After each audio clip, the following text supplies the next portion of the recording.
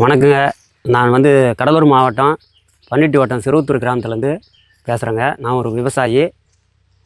இந்த போகத்தில் எவ்வளோ மழை இல்லாத பிரச்சனையினால் விவசாயம் அதிகமாக பாதிக்கப்பட்டிருக்கு.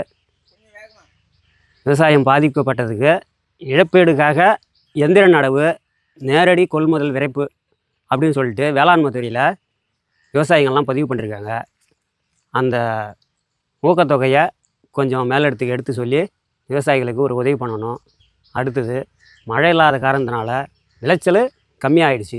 இன்னும் ஒரு மாதத்துக்குள் விளைச்சல் ரெடி ஆகிடும் அறுவடைக்கு. இந்த டிஎன்சி கவர்மெண்ட்டு கொள்முதல் செருவத்தூருக்கு நிரந்தரமாக வேண்டும்.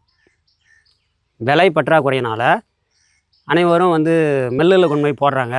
அவங்க கொடுக்குற ரேட்டுக்கு தான் நம்ம போட முடியுது. இருந்தாலும் விலைவாசி எல்லாம் உயர்ந்துடுது.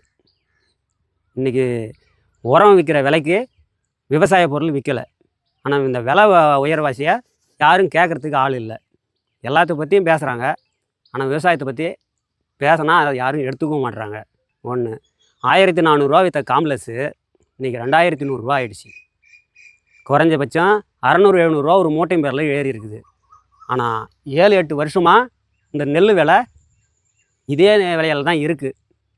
இதை எப்படி விவசாயிகள் சரி கட்டி விவசாயம் பண்ணுறது, அடுத்து போக விவசாயம் பண்ண முடியுமா அப்படின்ற கண்டிஷனில் இப்போ எல்லாமே பிரச்சனையில் இருக்காங்க.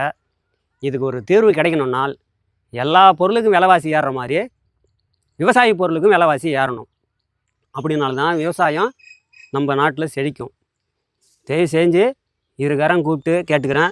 இந்த விலைவாசிக்கு தகுந்த மாதிரி கவர்மெண்ட்டு விவசாய விலையும் ஏற்றி கொடுங்க. செருவத்தூருக்கு டிஎன்சி அவசியம் வேண்டும். நாங்கள் இந்த ஊரில் குறைஞ்சபட்சம் 2000 ஏக்கர் நெல் கொள்முதல் நாங்கள் பண்ணுறோம். ஆனால் நாங்கள் பக்கத்தூர் அகத்தூருக்கு போக வேண்டிய சூழ்நிலையாக இருக்குது. 10-20 ஏக்கர் வச்சுருக்க தாழம்பட்டு மாலிமட்டில் கூட டிஎன்சி இருக்குது. ஆனால் இந்த செருவத்தூரில் டிஎன்சி இல்லை.